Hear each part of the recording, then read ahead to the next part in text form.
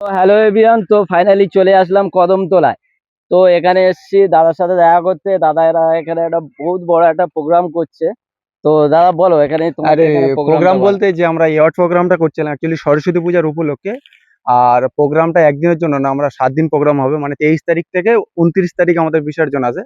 28 তারিখে main programme হবে, তারপরে অন্য অন্য আরো প্রোগ্রাম আছে, বাউল আছে, অর্কেস্ট্রা আছে, ডান্স প্রোগ্রাম আছে, অনেক কিছু আছে। কিন্তু সবাই জানে যে আমাদের 28 তারিখের মেন যে উজ্জ্বলদা আসছে বা আরো প্রীতি আসছে বা আরো অনেক বড় বড় ক্রিয়েটাররা আসছে। তোমরা আস্তে আস্তে ভিডিও আপলোড হবে যখন, এনার থেকেও বুঝতে পারবে, আমার প্রোফাইল থেকেও বুঝতে পারবে। আর আমাদের ওই যে প্রোগ্রামটা হচ্ছে ক্যাশিয়ার, ঠিক আছে। আর সেক্রেটারি সে হচ্ছে এখন দিল্লিতে আছে। তো আমরা আজকে এসেছিলাম মাঠ দেখতে, কালকে আমি ব্যাঙ্গালোর থেকে এসেছি। তো দাদাও যোগাযোগ করেছিল, আর ভালো আমি একটু দেখাও করে যায় আর মাঠ থেকে একটু ঘুরে যায়।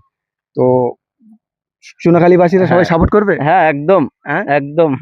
চুনাখালীবাসীরা ভাই হচ্ছে ছোঁচাখালী বাড়ি না, সচিয়াখালী। ছোঁচাখালীবাসী উনি হচ্ছে। আর আমি চাই শুধু খোলা হাজরার মানুষ নয়, আমাদের সুন্দরবন এলাকার সব মানুষ আমাদের একটু সাপোর্ট করো।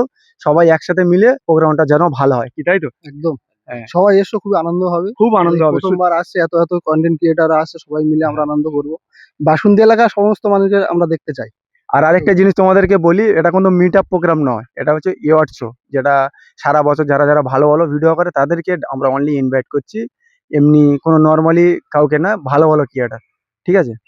তো বাই, পরে নেক্সট ভিডিওতে আরো অনেক অনেক কিছু দেখতে পাবে তোমরা। হ্যাঁ, শুধু এইটুকু মনে রাখো, 23শে জানুয়ারি থেকে এই কোলায়ের বুকে ধামাকা হবে। একদম।